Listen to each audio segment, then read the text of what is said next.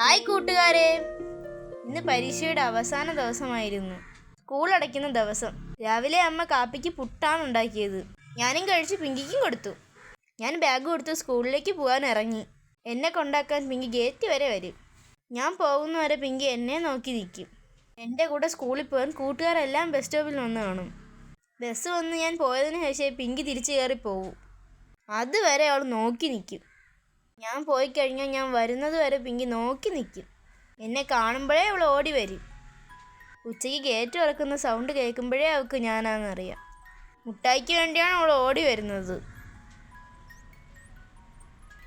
ഭയങ്കര മുട്ടായി കൊച്ചിയ. മുട്ടായി കിട്ടുന്നത് വരെ അവൾക്ക് ഒരു സമാധാനമില്ല. ബാഗ് തുറന്ന് അവൾക്ക് മുട്ടായി എടുത്ത് കൊടുത്തു.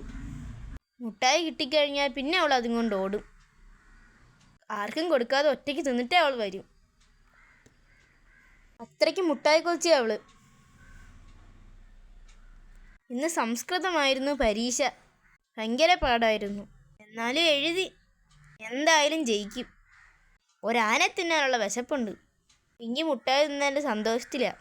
ആദ്യം അവൾക്ക് തന്നെ ചോറ് കൊടുക്കാം, എന്നിട്ട് ഞാൻ കഴിക്കാം. അങ്ങനെ ഞാൻ പിങ്കിക്ക് ചോറ് കൊണ്ടുവന്ന് കൊടുത്തു.